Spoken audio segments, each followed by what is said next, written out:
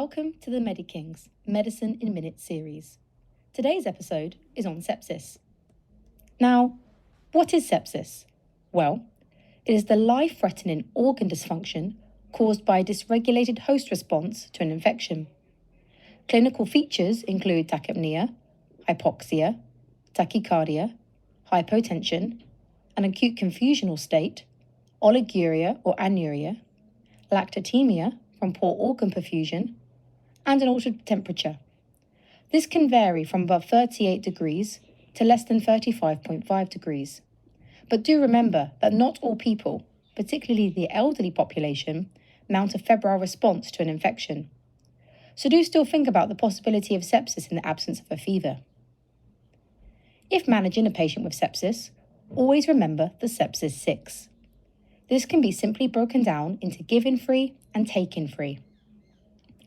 Broad-spectrum antibiotics are important, especially if you are unclear of the cause of sepsis. Generally, coverage for gram-positive and gram-negative organisms is needed. The choice of antibiotic will vary depending on where you work, but you can find these by referring to your local trust guidelines.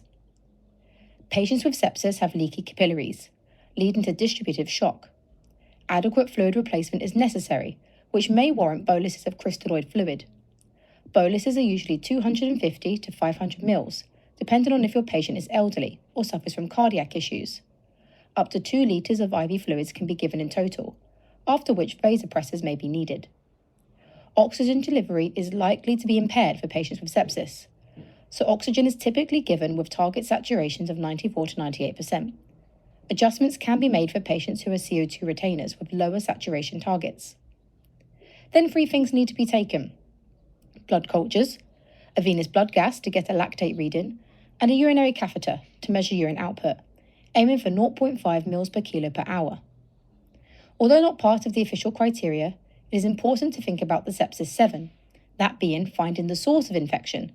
This is also termed a septic screen. A chest X-ray is useful investigation, particularly for patients who have been in hospital for a prolonged period of time and who are susceptible to hospital-acquired pneumonia. Other investigations include a sputum MCS or respiratory PCR panel, a urine sample, wound swabs, or a CT abdomen and pelvis if there is suspicion of an intra-abdominal source of infection. If you like this video, make sure to follow and subscribe for more useful tips from Mediking. Thank you.